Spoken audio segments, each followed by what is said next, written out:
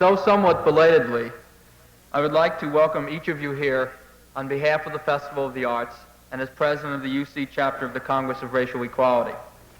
We hope, incidentally, that you have read the core pass-out sheets, the information sheets we have passed out, and that many of you will take this opportunity to become associate members of CORE. We will have somebody out in the corridor waiting for you if you'd like to do this. Recently, the following challenge was hurled at the American people.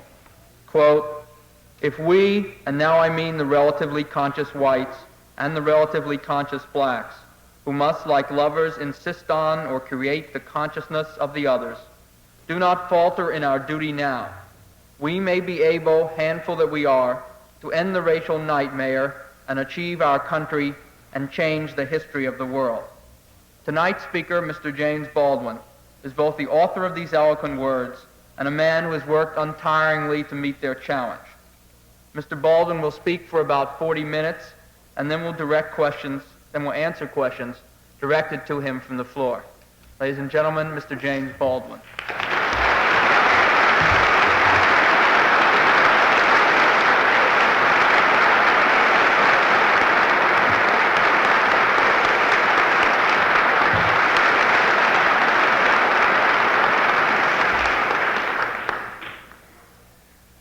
Thank you, and good evening.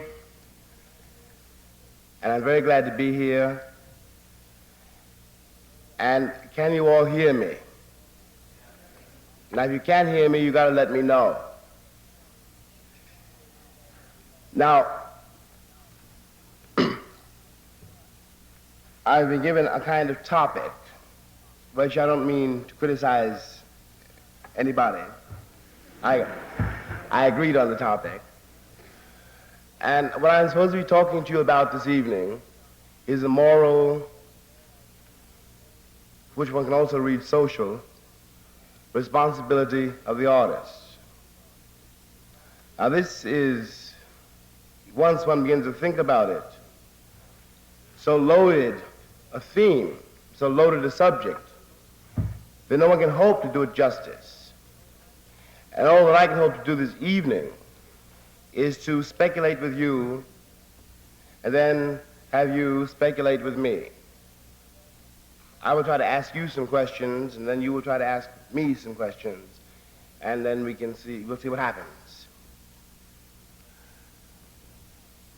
Now, the trouble with such things as the moral responsibility of the artist, which is a very grandiose way of putting it, is that in order to begin to deal with such a subject at all, one's got to begin by being extremely reckless and extremely simple-minded. For example, before we can begin to discuss it, one's got to arrive at some kind of tentative agreement as to what or who an artist is. And that would seem a very simple matter if it were not for two facts, which I suggest to you. At least two facts. And especially in this country and at this time. One is that one has got to disengage the artistic effort. One has got to separate it from what is normally thought of in this country, and perhaps in the world, when we speak of self-expression.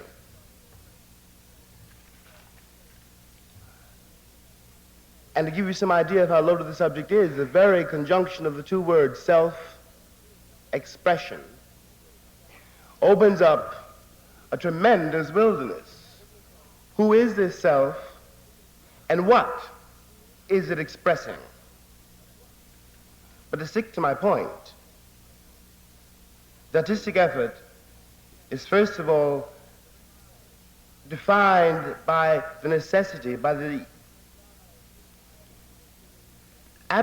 discipline is that one has got to become disinterested. That is to say, I may have excellent reasons, private, emotional terrors. For some reason, I may not want to think that this is wood. But in order to become an artist, I got to say that this is wood, even if it threatens my life, and even if I know it will destroy me. Now the reason, we're going to come back to that in a minute, this effort at being disinterested, which is the bone of the artistic discipline. But the second reason is in some ways even more important, and is certainly connected to the first reason, which is the fact.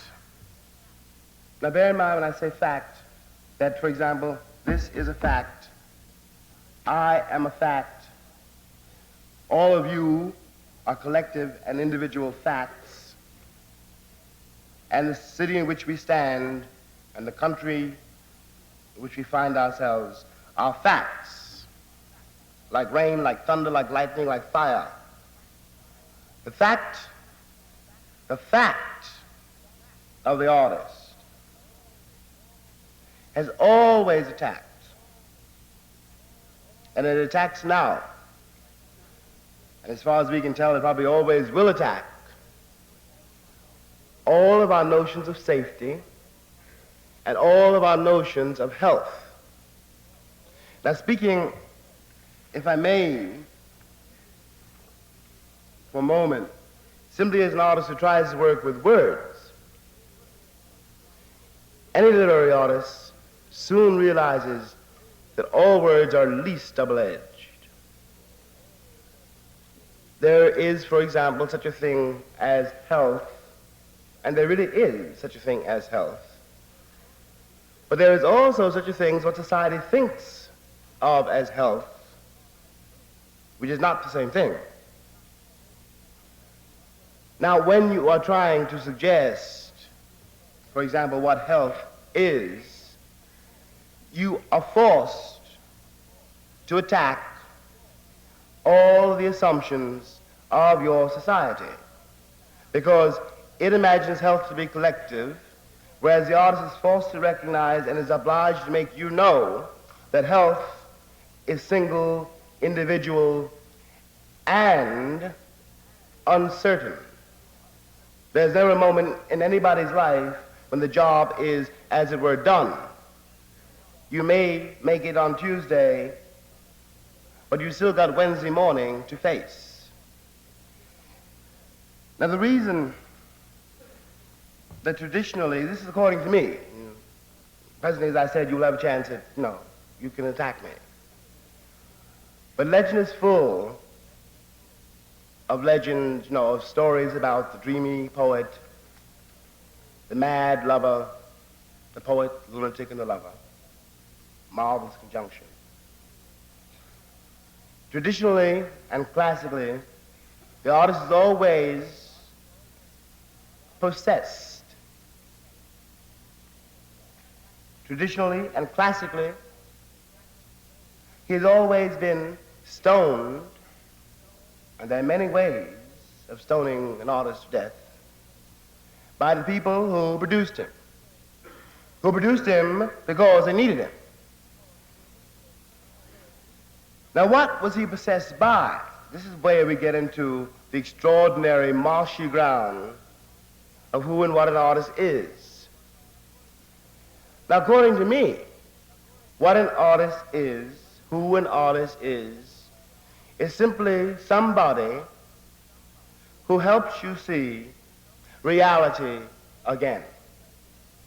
The pressures of everyone's life, including, if I may say so, those of the artist, are so great that one has, in self-defense, in order to survive, in order to get through one single day, to learn certain habits, to take certain things for granted, with the effect, inevitably, that by and by, you don't see anything. Now let me repeat that. I've had to assume, for example, I have to take for granted that this platform will not fall down beneath me. I must take that for granted. I assume that this building is built strongly enough that the ceiling won't fall down on me. Now these are assumptions which may or may not be justified. But I must make these assumptions in order to move at all. On the other hand, in order to keep alive, in order to become a human being really, one has got to question everything. Let me try to give you an example of what I mean. Apples are very common. When a writer tries to describe an apple, nothing would seem simpler than to say an apple's red, for example. But then you realize that the word apple has certain emotional, historical, classical connotations. It is somehow involved with evil, Eve in the garden. It is a fact, no, it grows on a tree, it falls. And how do you make an apple real on a page? How do I make you see what an apple is? Or, for example, another example. We've all, I suppose, in one way or another, had occasion to deal with a newborn child. And legend is full of the miracle of motherhood and fatherhood. And indeed it is a miracle when a child comes into the world.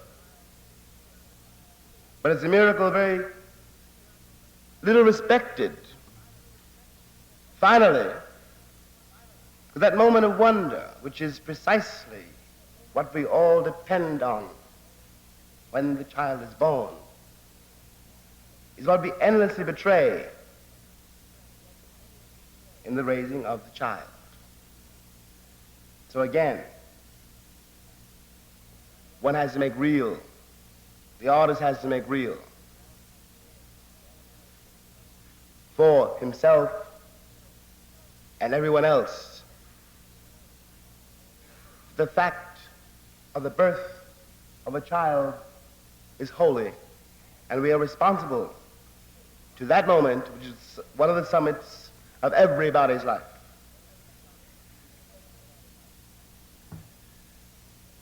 Now, the vision by which an artist is possessed, and here we can use the word possessed, I think, legitimately, because no one in his right mind, I assure you, would want to be a writer. I never understood people who say they would like to be writers. I discovered that I was one, and I'm still trying to make it. He is possessed, the artist is possessed by a vision which is precisely this, nothing less than this. It is the vision of the New Jerusalem. It is the vision of the kingdom of heaven on earth. And where the war begins between the artist and the society is precisely here. It is only the artist, as distinguished from the priest, the psychoanalyst, the pope. It is only the artist who is really, and you can check me out, I hope, given us any sense of what it is like to be alive, to be trapped, and to glory in this fact that one is forever, or for a very short time, I mean both things at once, between that sky and this earth, and you came from someplace and you're going someplace else, you don't know where you're going, and you don't know where you came from, and what it feels like to be here and to triumph in it. The artist has given us his record, and the war is a very strange war when you begin to realize that the reason the artist is possessed by the vision of the New Jerusalem is not at all because he is a dreamer, and not at all because he's unrealistic. His vision is based on what he has seen of human beings, what one sees of them, what one sees of another, proves that people can be better than they are. This is all any artist has ever been trying to say. And the collision occurs because people would like to be better than they are, but don't wish to see themselves revealed, and don't wish to have their deepest intimations, their deepest suspicions concerning what they could be and what they could do. They do not wish to have these suspicions confirmed because the effort is mighty. One of the reasons that we have invented God is simply on the most basic and also the most base and the most tribal level to justify our failures. God expands as we expand. I don't think I have to spell out to any of you the fearful crimes which have been committed and are being committed all over the world and in this country as we stand here in the name of God. Now the artist, no matter how he sounds, is by definition a religious man, believing that we can create and transcend all our gods. That it is entirely up to us, it is the work of human beings to make the world more human. This is the demand that the artist makes of his society, which the society inevitably, unfailingly, and always resists. Resists because it knows that it could do it, but prefers to believe that what it can see and touch is more real than what it knows and feels at that moment, for example, when the baby is born. The role of the artist, the responsibility of the artist, is to make you respect that moment above all other moments. To recognize that there is nothing under heaven, nothing under heaven, no creed and no flag and no cause more important than the single human life.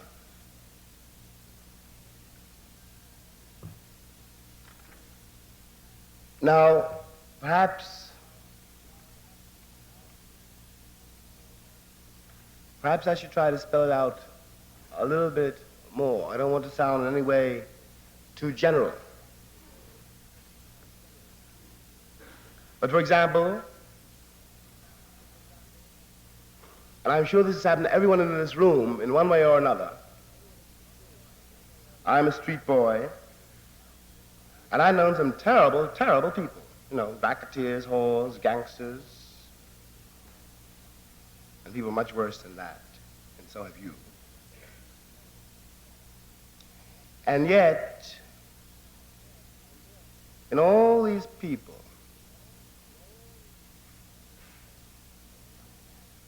and it wasn't always easy to reach.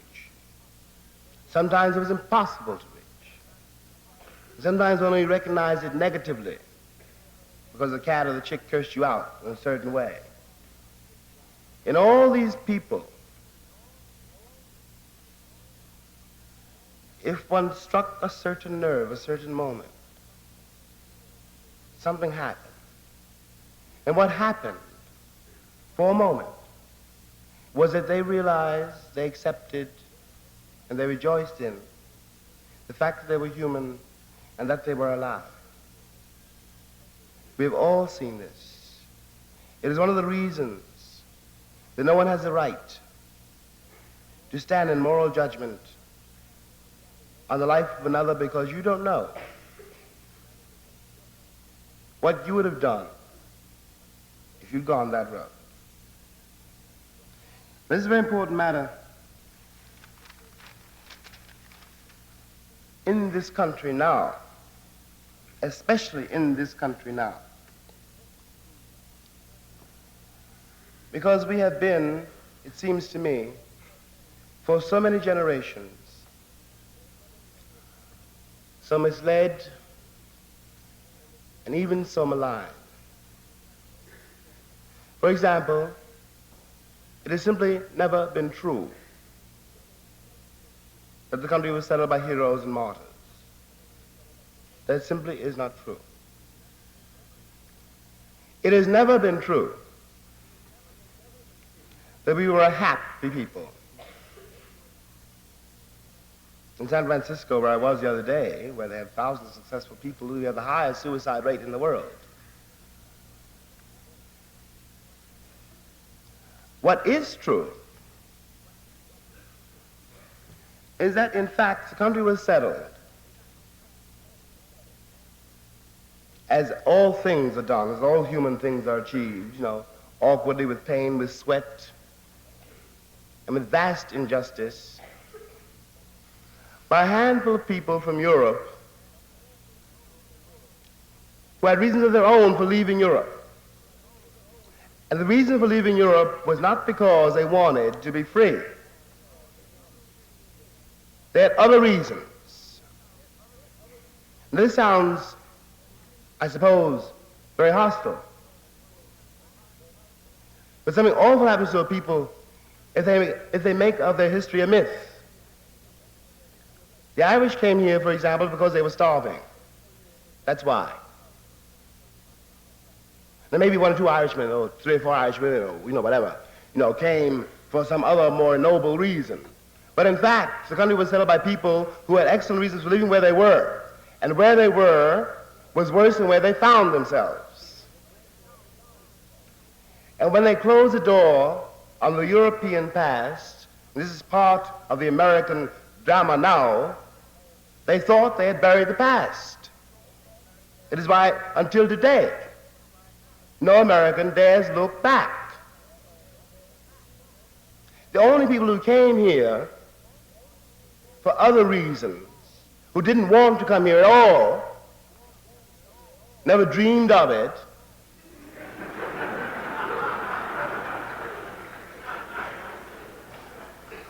were my ancestors.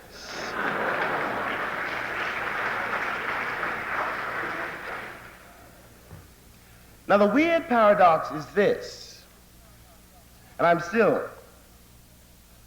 trying to give you some sense, or my sense anyway, of what the moral responsibility of an artist is.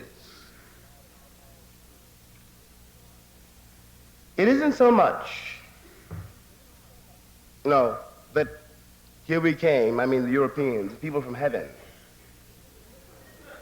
That's what the Indians called them the first time they saw them, and how right they were. The people from heaven came here and killed off the Indians. And they killed off the Indians in very dishonorable ways.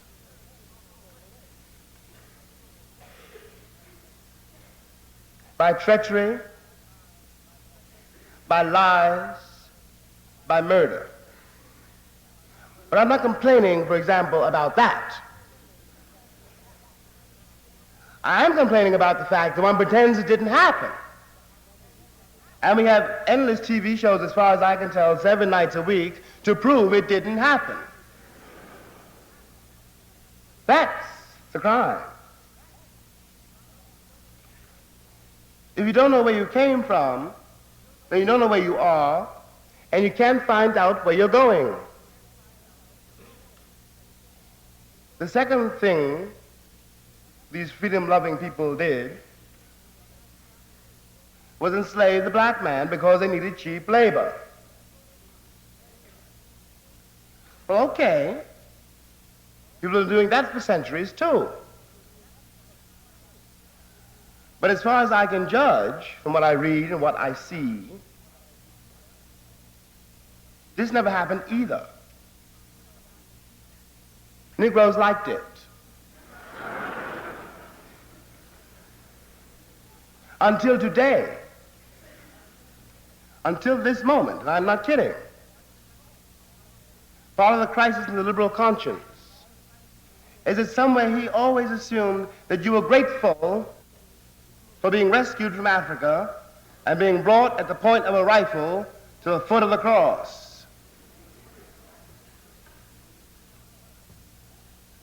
Now, what I'm after, you see, since I'm trying now to speak as an artist, I'm compelled, I must know if I'm going to write a sentence. Delusion from something resembling truth. If I had ever accepted the American version of American history, I would be at the bottom of a river. There'd be no other place for me to go. And as long as Americans accept this peculiar version of American history, they are uneasy and lost and lonely in the world. One of the terrible facts of the national life, by which I mean the private life, something, for example, Mr. Faulkner knew, I'm convinced one of the things that killed him, is that if the American white man,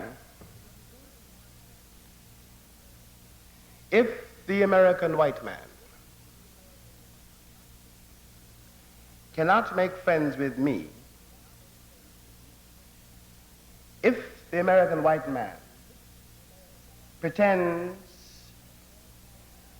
that he's not also my brother and my sister and my ancestor, unless he is willing to accept his only real connection, repeat, his only real connection, he will always be the loneliest man on earth. The Europeans do not understand Americans at all. At all. The only people in the world who do, the only people in the world who understand Americans are what we like to refer to as a darker brother. That's me. And I understand you because I've had to watch you, outwit you. I changed your diapers. I served your brandy. I've known what you were frightened of when you called me nigger. I had to know it if I were going to live. Speaking again, as a man who tries to work with words, and principally as a novelist, when you're at the typewriter and you're trying to create, to make alive, to make vivid a character, the most terrible thing you have to do, the first most terrible thing, is to accept the fact that in some peculiar way this character, whom you may or may not admire, you probably don't admire, came floating up out of you. And this creation testifies to something about you. And your responsibility as a man and as an artist is to face the fact that what you invent says more about you than it can possibly say about anything else.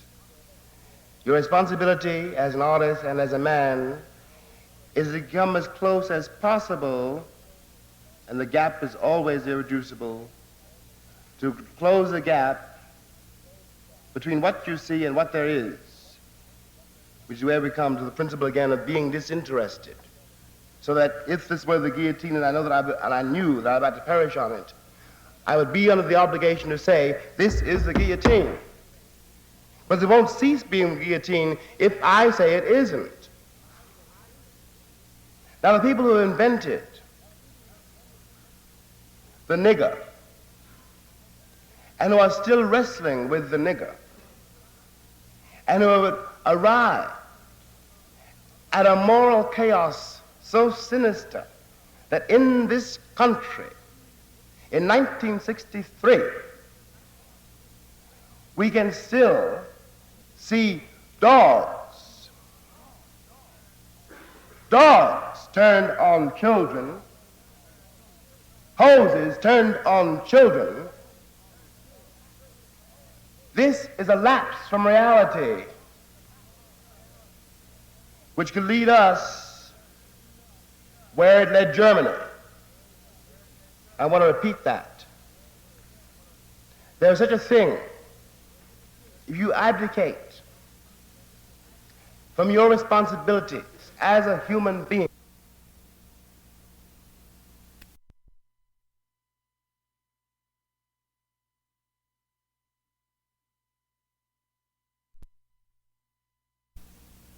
as a human being, and your responsibility as a human being is to treat other people as human beings.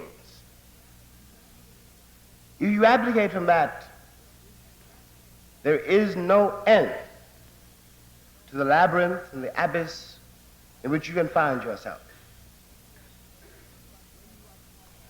When you are at the typewriter creating somebody, you got to realize, no matter what crimes he committed, that it could be you. And in order to make it vivid, you have to try to examine those motives in yourself of which you are most ashamed and most terrified. Because otherwise, you will not create a character, you will create a point of view. And that is not what fiction is for. What Dostoevsky, for example, was trying to do in The Possessed, which is a novel laid in a very small provincial Russian town, not a very long time ago, what he was trying to do was terrify the people who read the book into realizing the spiritual state of Russia. Of course, in order to do it, he became, as we like to put it, extremely unhealthy. But as it turned out, he was entirely right. What one is trying to do now here is suggest to the American people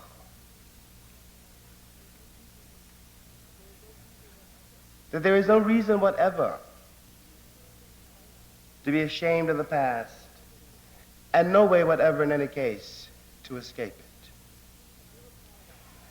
A field of paradox has happened in this country which no one seems to have noticed. And the paradox, to put it to you this way, is that I, or Duke Ellington, or Ray Charles, or Mahalia Jackson, or my nephew, are far more European than any American white man. And the reason that this is so is simply because black men in this country know what poets since Homer have known, that life is tragic. Life is tragic because the sun rises and the sun sets. The world turns. Everything changes. If you're not prepared to lose everything, then you never will have anything.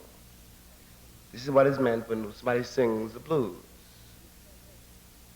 It means you can't hold it, but it's nice to have it for the time you've got it.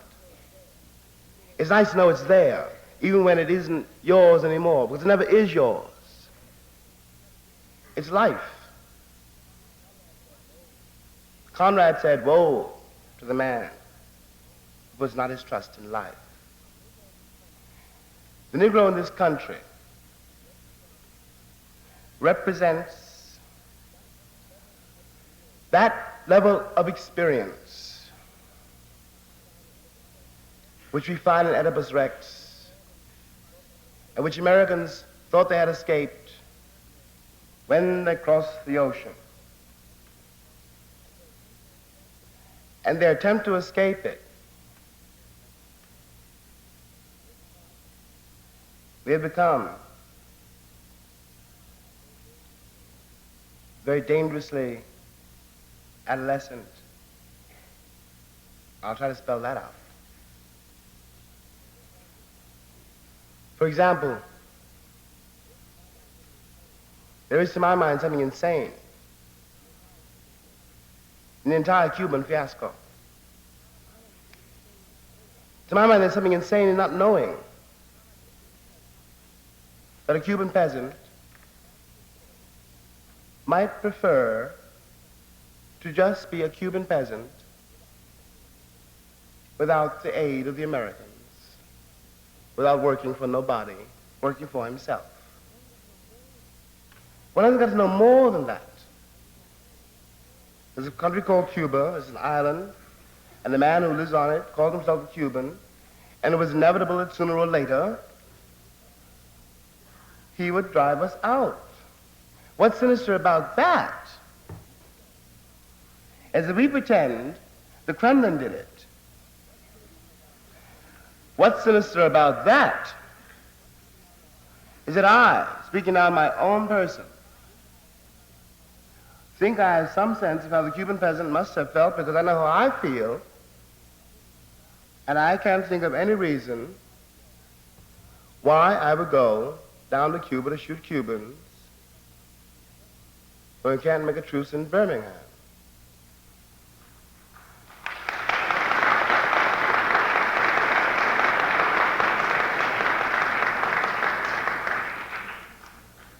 The country which calls itself the moral leader of the free world will really have to become so. The great hangover here is the doctrine of white supremacy. And that's gotten tangled up in the American viscera with all kinds of other things. There's a terrible connection, for example, between that hangover and all those ghastly movies of Doris Day proving that love lasts forever and never hurt a soul.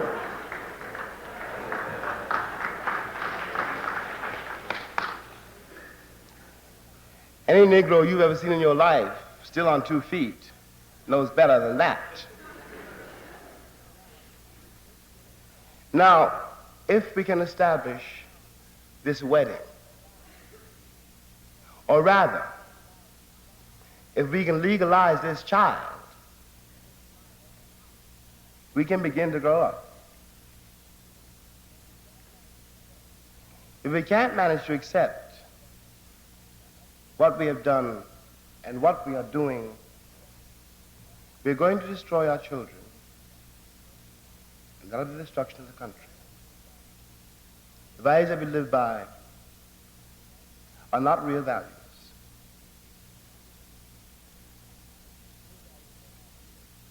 The real values are when a kid trusts you, for example. That's a real value. That means something. You can go a long way on that.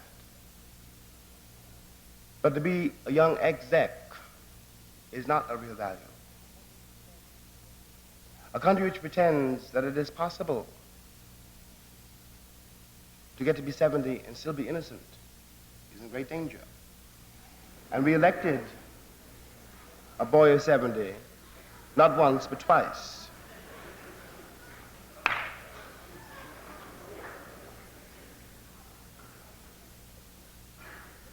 Well, there's a line from Nietzsche I'd like to leave with you. It describes my situation at the moment. I think it describes our situation at the moment. And thus spake Zarathustra. Nietzsche said, I may be not word for word right. This is what he said. He said, I stand before my highest mountain and before my longest journey, and therefore must I descend deeper than I have ever before descended. That is where we are. What we must descend into is a sea of human experience. We must cease trying to be a collection of virgins and try to bob up into the great light of human responsibility. We did not escape anything when we left Europe. We conquered a continent, and we've yet to make it a country. Thank you.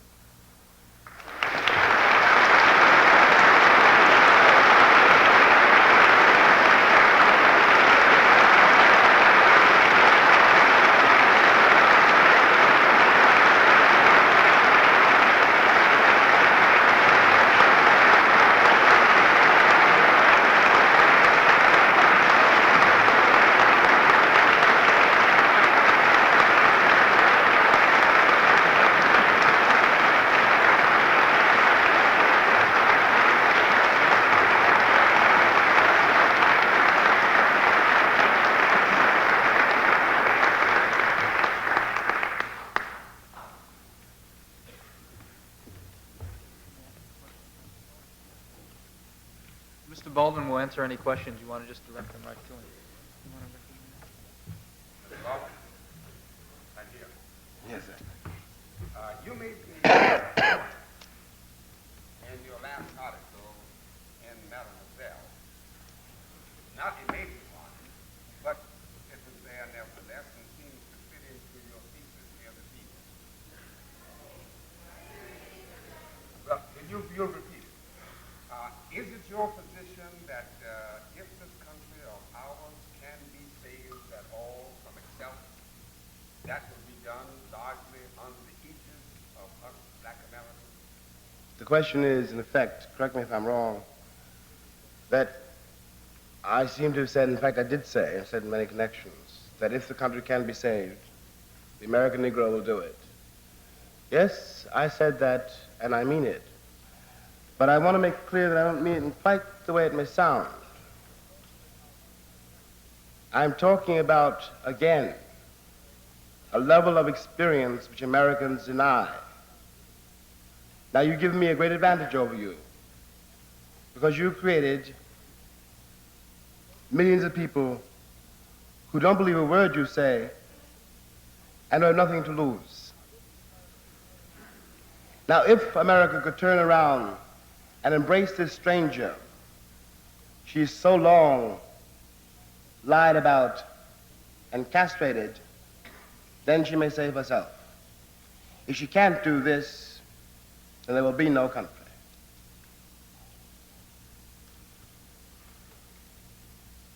Mr. Baldwin, I wish to know, as an artist, what is your definition of Negro?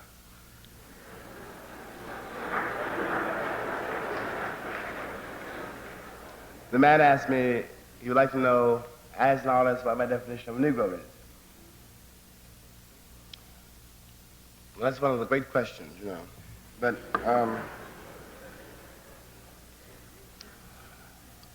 I tell you the truth, before I begin to try to answer it at all, it's a question which I have not entirely answered for myself. I can only tell you what I, myself, feel about it. First of all, I think this is very important. The word Negro is simply the Spanish word for black. That is important. Secondly, there is nowhere else in the world any other black man in the position of the American Negro, no other black man having been so completely estranged from his tribe, his country, and his past.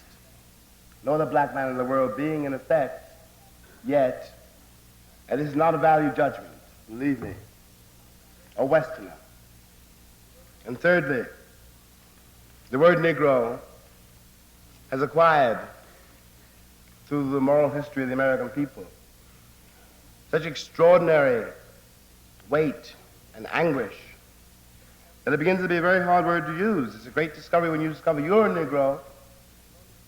And of course, in order to survive that discovery, you've got to go beneath the term and discover what they meant when they called you that. Because I have never, after all, been upset, I'm sure neither of you have been really, by the fact that my hair is kinky, my nose is wide, and my skin is dark. That's never been my problem. It got to be my problem when I realized it was your problem. You know?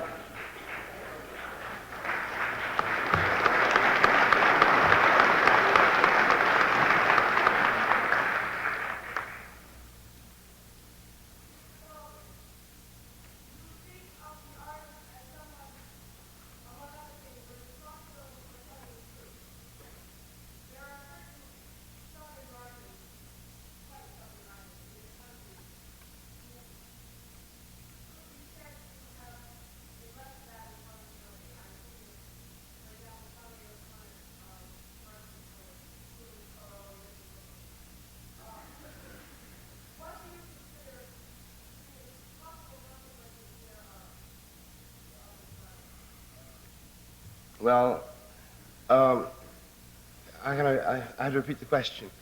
There are certain Southern writers who seem to have abdicated from the responsibility which I suggest as being the responsibility of a writer. For example, Carson McCullers, Flannery O'Connor, and so forth. The risk of sounding extremely unfriendly. And before I say that, let me say this. That artists have their limits, and you can only demand of them what they can do. But when we were talking earlier about the necessity of separating the artistic effort from what we think of as self-expression, I'm afraid that one of the people I had in mind, really, was Miss McCullers.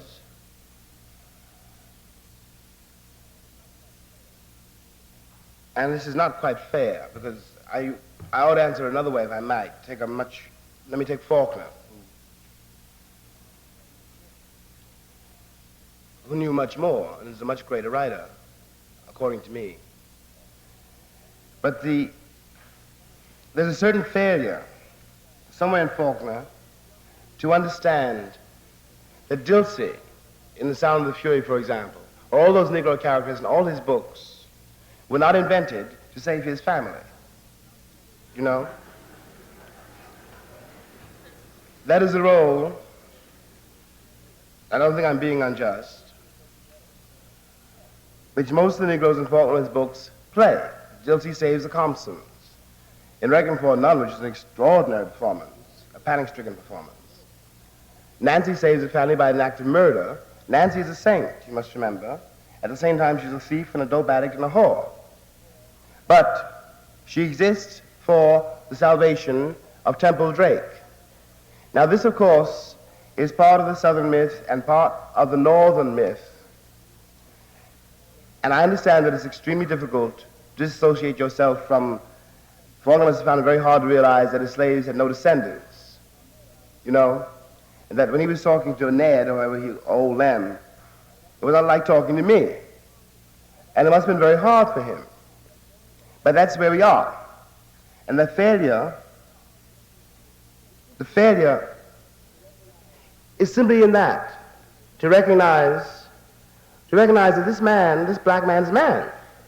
It's so simple a failure, it sounds banal to say it. But the means that white people have used to pretend this is not so are fantastic and destroyed at least as many white lives as black lives. And this shows in the work, I think, of almost not only every Southern novelist, but most Northern novelists too. The Negro is supposed to be in his place because that's the only way the white man knows where he is.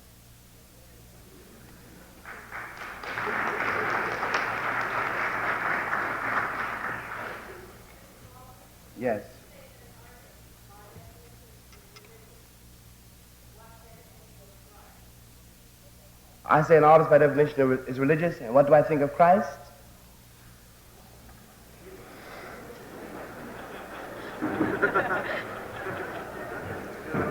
I think he was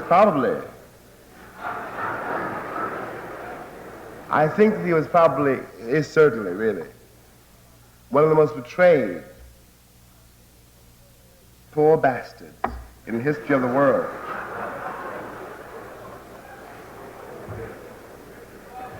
Yes, sir.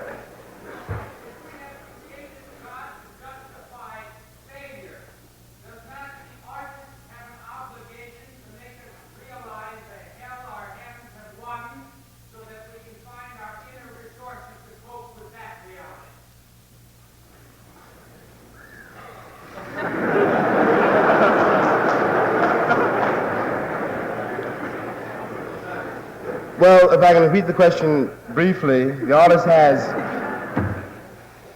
the artist is trying to do, what any human being really, though, is trying to do, what you're trying to do when you raise your son, is to try to teach him to trust himself. And all an artist is trying to do is try to teach the people who produced him because they needed him to trust themselves. To trust themselves, and they can remake the world. No one else can do it. My role in your life is to disturb the peace, to shake you up. You know, you can do it if you will. That's all any artist has ever been trying to say. That's what Ray is telling you when he's singing all those blues. And I beg you to notice, by the way, he's transformed some extraordinary ballads which were never singable before, into very moving testaments. That's what an artist is supposed to do. I hope that answers you a little bit. I beg your pardon? Am I an atheist? No. But the question is irrelevant.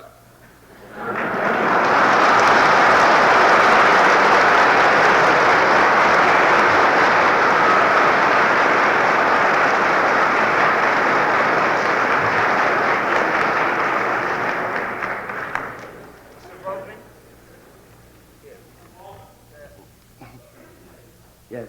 Why the American artist has in general always retreated and has divorced himself from the American political life and sociological experiences of this country, and they have invariably ended in Paris or in some corner in Europe, instead of fighting and emotionally steering this country for her destiny, which was coming. Well, I'll try to repeat the question.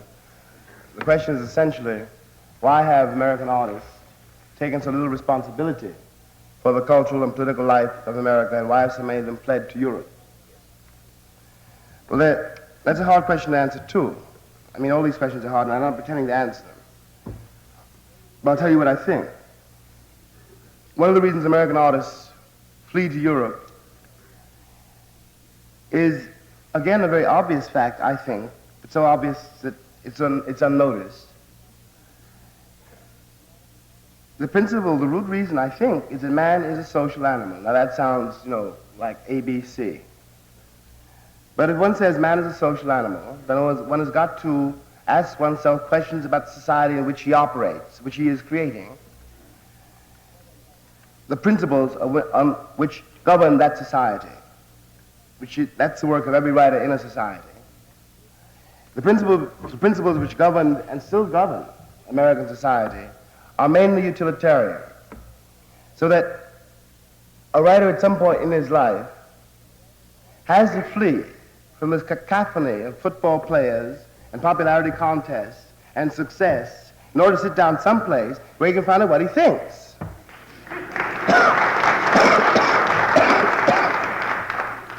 It's only when he can do that that he can begin to write it all. All American artists have been through this. Nathaniel Hawthorne wrote to his publishers from London in 1861, I quote, he said, "The United States may be fit for many excellent purposes, but they are not fit to live in."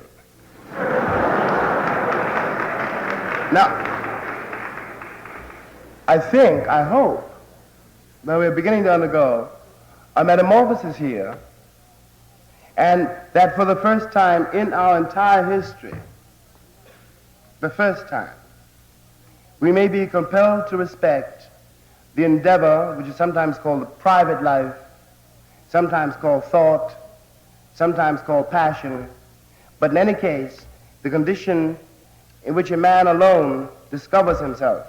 That is what we've always avoided. And that's why all our cities until today look like wagon trains. They're waiting for the Indians. And it is until today extremely suspect in America to be able to think.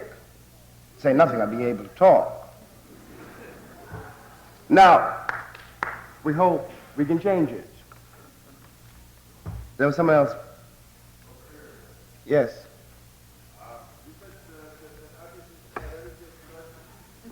I don't know who I'm.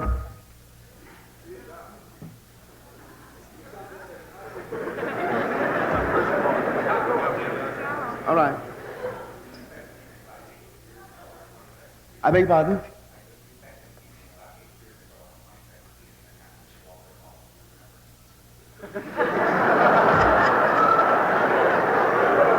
Yes.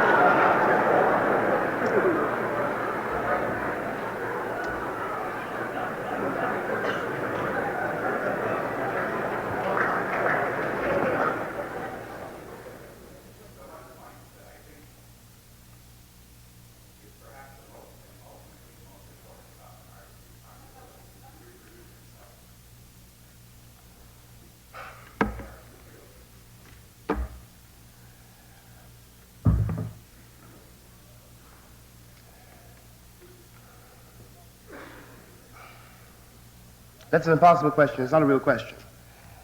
The artist's responsibility is to reproduce himself. Well, that's a very easy matter, you know. We have such things as, population explosions. That's no trick. The trick is to recreate oneself and to help other people recreate themselves.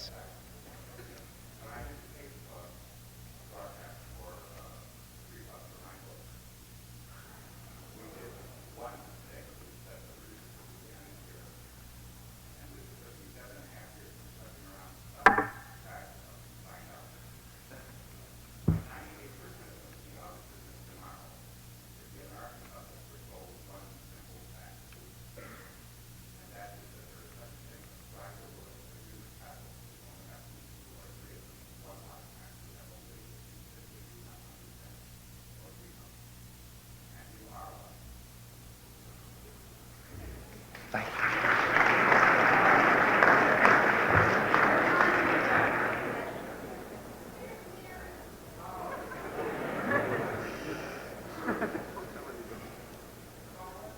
Well, yes.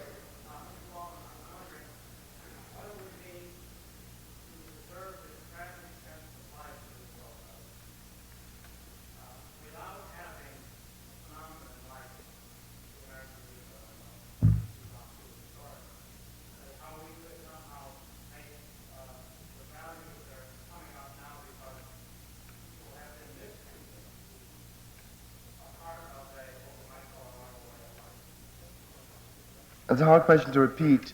Essentially, I think what you're asking me is how we are to preserve, is what your word, the tragic sense of life. I know what you're asking me. It's hard to repeat. By essentially, I think you're saying, accepting this stranger, the American Negro, who has been so mistreated, how are we going to preserve the tragic sense of life unless we do this? Is that what you're asking? Well, anyway, let me try to answer what I think you've asked. And what I think you have, first of all, to decide, to realize, to know in your guts. Now, this sounds like a very shocking thing to say. I am not the victim here. I have been mistreated. That's quite true. But you have been even more violently mistreated because you pretended I wasn't real. The damage done to me, I may or may not survive. The damage done to you, because you need to have a nigger someplace, is much more crucial. The people who have been mistreated here, the most mistreated people in the history of the world, are the American white people. And when one begins to accept that, then for one thing, you will stop, liberals will start talking to me as though they were missionaries. You understand?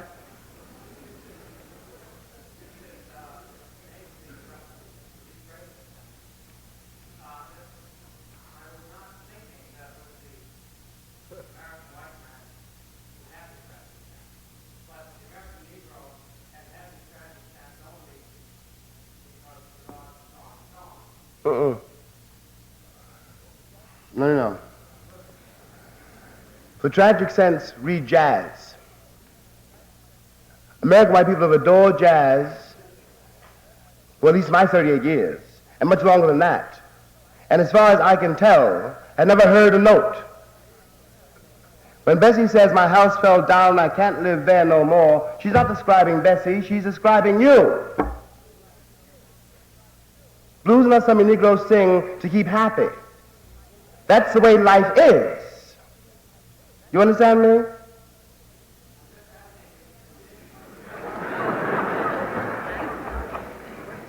What I'm telling you is that it's all on the record, and all you've got to do is read it. There's no mystery.